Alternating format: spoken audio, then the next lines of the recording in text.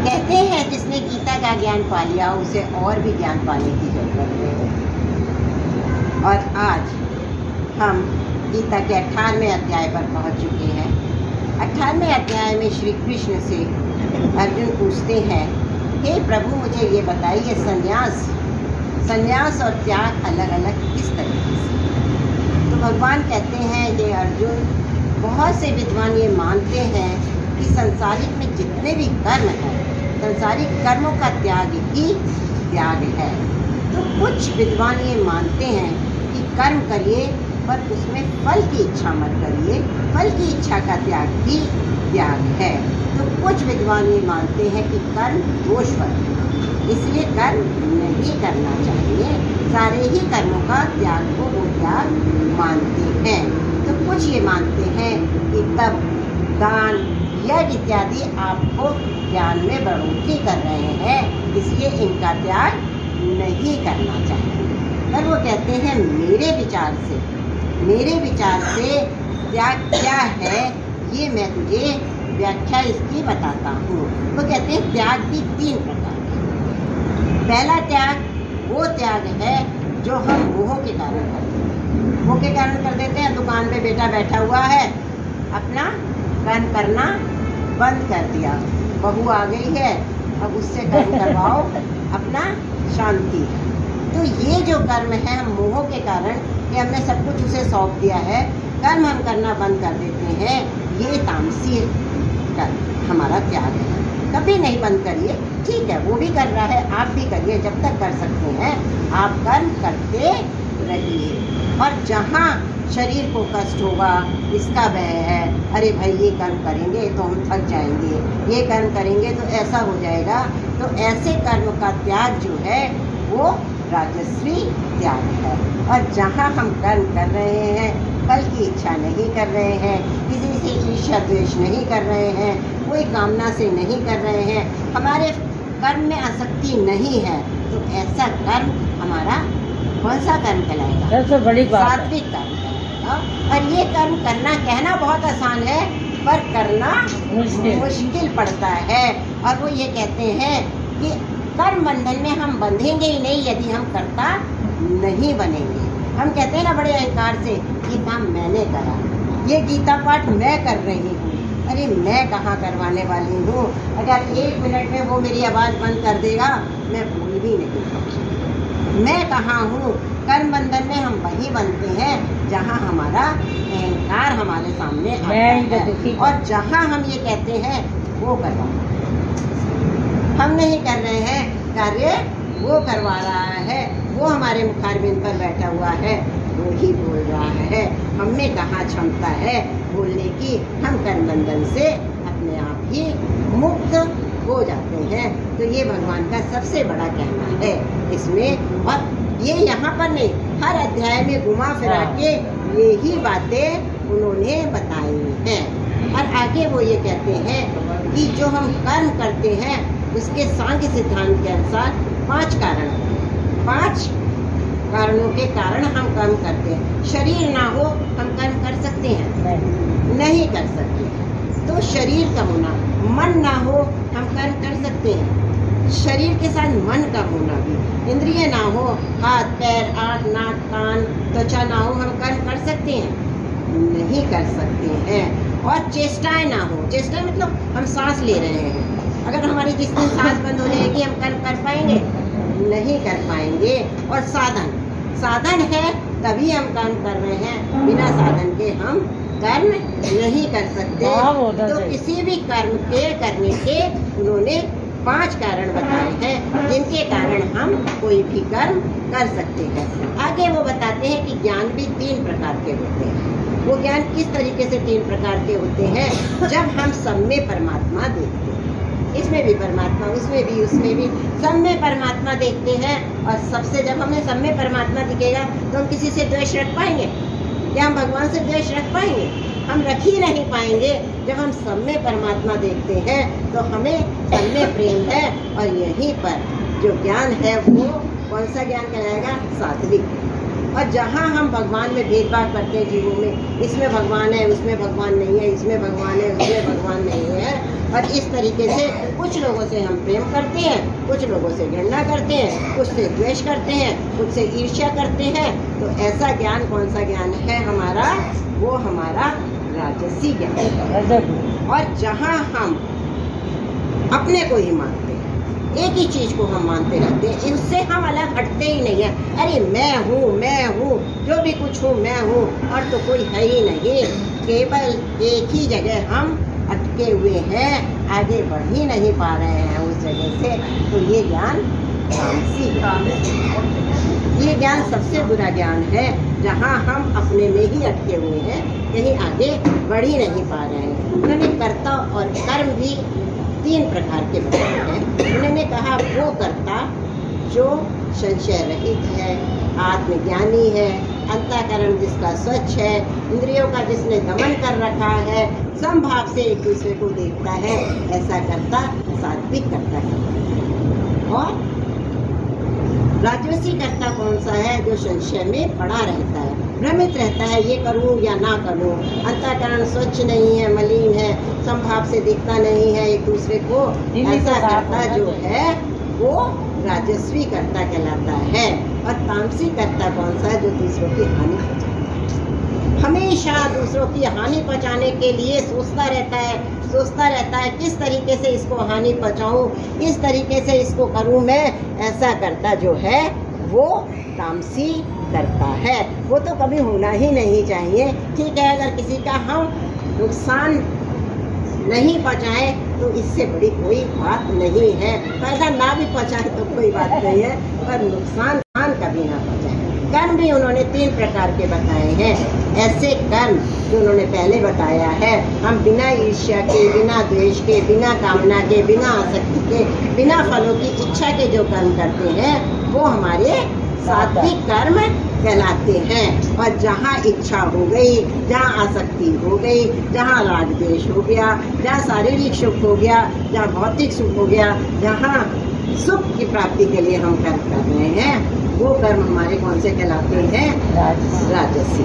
और जहाँ हम ऐसे कर्म कर रहे हैं दूसरों को कर्म भी, और ये कर्म हम खाली इंद्रियों से तो करते हैं, मन से करते हैं, वाणी से करते हैं। मन से भी हम हानि पहुँचाते हैं, दिमाग से भी, मन से भी हम हानि पहुँचाते हैं। हम बैठे बैठे दूसरों को क्या टीस देते रहते हैं, उसका ब्लड प्रेशर बढ़ जाता है, जिसको हम टीस दे रहे हैं। मन से भी हम हानि पहुँचाते हैं, शरीर से भी, वचनों से हम हानि पहुँचाते हैं। तो ये कौन से कर्म है? हमारे तामसी कर्म है, जिन्हें हम कभी भी नहीं करना चाहिए। अब आगे वो बुद्धि और गति के भी 3 भेद बताते हैं। गति मतलब धारण करना, गति मतलब धारण करना, और इसके भी 3 भेद बताते हैं। बुद्धि बताते हैं कि आपकी सात्विक बुद्धि कौन सी बुद्धि है।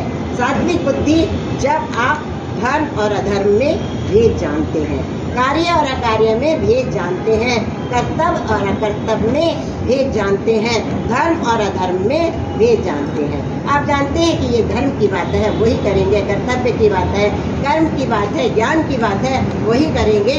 तो वो बुद्धि कौन सी कहलाएगी? आपकी सात्विक बुद्धि। और जहाँ आप धर्म अधर्म में भेद कर ही नहीं पाते, कर्म अकर्म में भेद नहीं कर पाते, कर्तव्य अकर्तव्य में भेद नहीं पाते, भोग और मोक्ष में भेद नहीं कर पाते, क्या भोग है और क्या बंधन है, क्या मोक्ष है, वहाँ जो बुद्धि है वो आपकी कौन सी कहलाएगी? राजस्वी बुद्धि। और तामसी बुद्धि तो सबसे गलत बुद्धि है। वो बुद्धि है जब आप दूसरों को कष्ट करना पहुँचाने के लिए बुद्धि का इस्तेमाल करते हैं। अधर्म को ही आप धर्म मानते हैं, अकर्तव्य को ही कर्तव्य मानते हैं, अज्ञान को ही ज्ञान मानते हैं।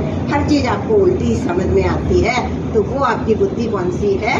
तामसी बुद्धि।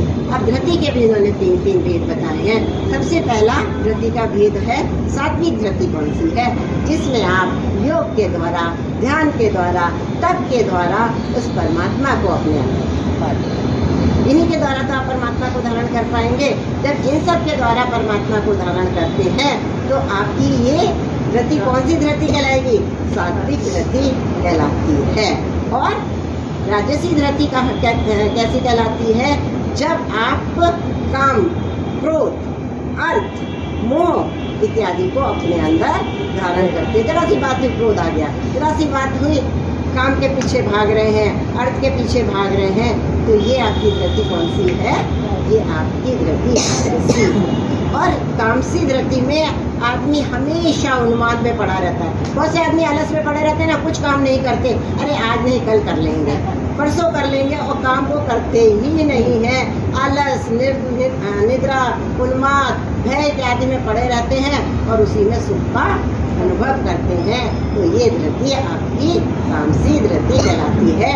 जब आप कुछ काम करते ही नहीं है, कर्म करना जरूरी है भगवान कहते हैं, और अगर आप कर्म नहीं करते, इस तरीके की आप अपना धृति रखते हैं, तो ये आपकी तामसी धृति कहलाती है। तो सुख के 3 प्रकार के, सुख के भी प्रकार उन्होंने 3 प्रकार बताए हैं।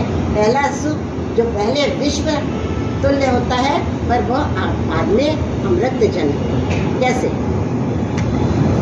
हम भजन करते हैं भगवान का ध्यान लगाते हैं, भगवान का योग लगाते हैं, मन नहीं लगता, भागता है, अरे यार ये तो बड़ा मुश्किल काम है, ये तो बड़ा विष के समान है। और जहाँ लगना शुरू हो जाता है, हम छोड़ते नहीं है, छूटता है नहीं है हमसे। हम ध्यान जरूर लगाएंगे, हम योग जरूर करेंगे, हम भगवान का भजन जरूर करेंगे, और वो अमृत के समान है, हमें परम धाम लेकर जाता है। और वो सुख जो पहले तो हमें अमृत समान लगता है, बाद में वो हमें विष समान लगता है। जैसे अरे भाई गाड़ी नहीं आई, गाड़ी आ गई, बड़ा सुख है। दूसरे में दूसरी की बड़ी गाड़ी आ गई, हमारी गाड़ी तो बेकार है, हो गया ना वो सुख खत्म, सुख एकदम खत्म। अब हम कलेश में हैं, हमें तो इससे बड़ी गाड़ी चाहिए थी, ये क्यों ले आए हम, मतलब उस गाड़ी का हमें सुख नहीं रहा।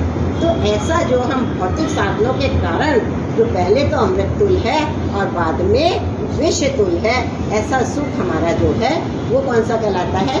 राजसी सुख। और अब आता है तामसी सुख। तामसी सुख कौन सा है? तामसी सुख वो है जब हम सुख में ही पड़े रहते हैं हमेशा, जब कुछ करेंगे ही नहीं, निंद्रा में पड़े हुए सुखी सुख है, पागलापन में पड़े हुए, उन्माद में पड़े हुए सुखी सुख है, पर क्या वो वास्तव में सुख है? नहीं। अंत से लेके, शुरू से लेके अंत तक वो सुख देता है हमें। निंद्रा हमें अंत से लेके, शुरू से लेके अंत तक सुख देती है, पर क्या वो सुख है? नहीं। तो ऐसा सुख जो उन्माद पागल लोग होते हैं, पागलपन में पड़े रहते हैं, क्या सुखी सुख है? वो हर समय सुखी सुख है, पर क्या वास्तव में वो सुख है? तो ऐसा सुख उन्होंने तामसी सुख बताया है। यहाँ वो एक बात और कहते हैं कि तू कर्म कर, क्योंकि कर्म करना तेरे लिए जरूरी है, पर उसके बंधन में मत बन। और उसी तरह से उन्होंने कर्मों के अनुसार, अब हम जाति के अनुसार भेद करते हैं, उन्होंने कर्मों के अनुसार 4 वर्ण बनाए। ब्राह्मण वर्ण जो अध्ययनाध्यापन करता है, ज्ञान है, जिसमें प्रभु की भक्ति है, जिसके अंदर सहनशीलता है, जिसके अंदर त्याग की भावना है, ये ब्राह्मण, इसके कर्म यही है। और क्षत्रिय कौन है? जो दूसरों की रक्षा करता है, जो दान धर्म करता है, जो युद्ध के मैदान में तत्पर रहता है अपने लोगों की रक्षा के लिए। और वैश्य कौन बताए हैं? जो गौ का पालन करते हैं, खेती बाड़ी करते हैं, वाणिज्य करते हैं, व्यापार करते हैं। और चौथा शूद्र जो अज्ञानी होते हैं, ज्ञान नहीं होता, और इन तीनों की जो सेवा करते हैं वो उन्हें शूद्र बताया है। और उन्होंने ये कहा है कि किसी का भी कर्म किसी से कम नहीं है। हम ये सोचे ब्राह्मण का कर्म बहुत ज़्यादा है, क्षत्रिय का उससे कम है, वैश्य का कम है, नहीं, सबका कर्म बराबर है। सबको अपने कर्म करते रहने चाहिए, और जो अपने कर्म ये सोचकर कि प्रभु करवा रहा है, मैं करता नहीं हूँ, करने वाला वो है, अगर वो अपने कर्म करेगा तो वो सिद्धि को प्राप्त होगा, और जो सिद्धियों को प्राप्त होगा वो परम पद को प्राप्त होगा ही। आगे वो कहते हैं कि हम कर्म तन मन वचन तीनों से करते हैं ना, तीनों से हम द्वेष कर्म भी करते हैं, कुशल कर्म भी करते हैं और अकुशल कर्म भी करते हैं। कुशल और अकुशल कर्म उन्होंने क्या बताया? कुशल कर्म जो शास्त्रों में लिखे हुए कर्म हैं, दया करिए, दूसरों की मदद करिए, दूसरों का भला करिए, समभाव से रहिए, ये सब उन्होंने बताए हैं। और बुराई करना बताया है, घृणा करना बताया है, द्वेष करना बताया है। तो ये कर्म क्या है? अकुशल कर्म। पर ज्ञानी कौन है? जो ना कुशल कर्मों में लिप्त होता है और ना अकुशल कर्मों से घृणा करता है, समान रूप से समान भाव से चलता चला जाता है। अरे भाई इसकी तो आदत ही है अकुशल कर्म करने की, इसमें क्या घृणा करना है, इसको छोड़ दो। और इसकी तो आदत ही है अच्छे कर्म करने की, इसमें क्या लिप्त होना, ये तो है ही अच्छा। तो ऐसा जो भाव रहता है ना, वो ही सिद्धि आदमी का रहता है। और यहाँ वो एक और बात करते हैं, ज्ञान की परानिष्ठा कहाँ है? ज्ञान की परानिष्ठा कहाँ है? ये तो ज्ञान बता दिया, पर परानिष्ठा भी कहाँ है? ऐसा व्यक्ति कर्म सब करते हैं, पर परानिष्ठा कहाँ होती है? जब कोई व्यक्ति इंद्रियों को बस में कर लेता है, हमेशा समभाव रखता है, हमेशा ईश्वर से भाव रहता है। एक उन्होंने और बात बताई, एकांतवासी, उन्होंने इसको बहुत महत्व दिया।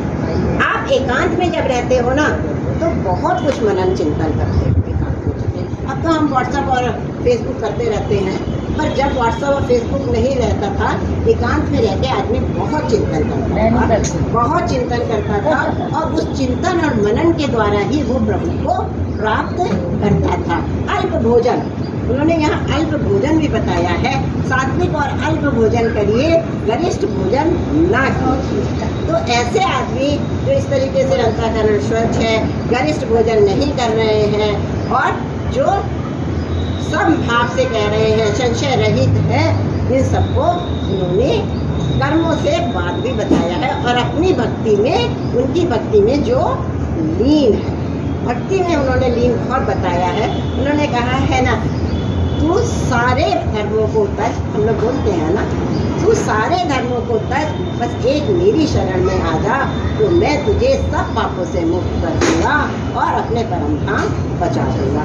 तो मेरी भक्ति कर, क्योंकि ये सारा संसार मेरे द्वारा बनाया हुआ है, इसकी उत्पत्ति मैंने करी है, इसका पालन पोषण मैं कर रहा हूँ। तो तू अगर मेरी भक्ति करेगा, मुझ में रहेगा, तो तू मुझको जरूर प्राप्त हो जाएगा। तो भक्ति पर इन्होंने विशेष जोर यहाँ पर आके दिया है।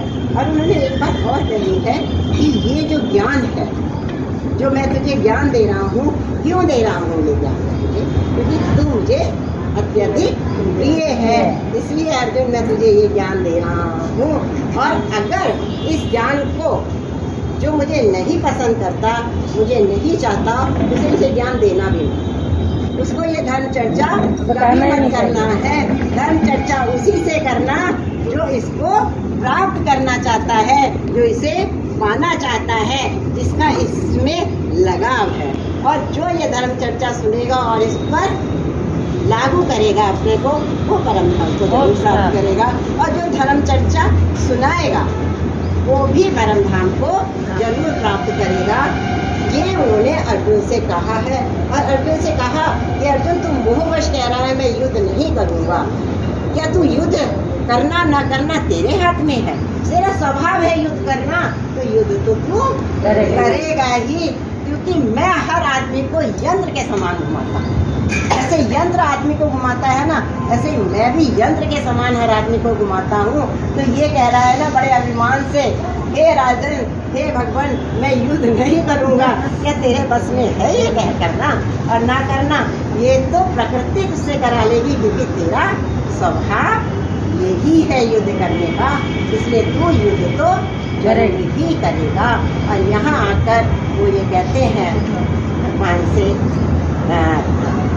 संजय धृतराष्ट्र से कहते हैं, इस तरीके से ये जो धर्म चर्चा है वेद व्यास के कारण, क्योंकि वेद व्यास ने ही उन्हें ऐसी इस तरीके का ज्ञान दिया था कि वहाँ का ज्ञान यहाँ सुन सके और धृतराष्ट्र को सुना सके। वेद व्यास के कारण आज मैं भी सुन पाया हूँ और उनके कारण हम सब भी इस ज्ञान को प्राप्त कर पाए हैं, पा पाए हैं, तो हम बहुत धन्यवादी हैं जो हम इस ज्ञान को प्राप्त कर पाते हैं। और यहाँ अर्जुन कहते हैं, हे प्रभु, अब मैं मोह से छूट गया हूँ, आपने मेरे मोह के सारे बंधन तोड़ दिए हैं, अब मैं युद्ध करूँगा।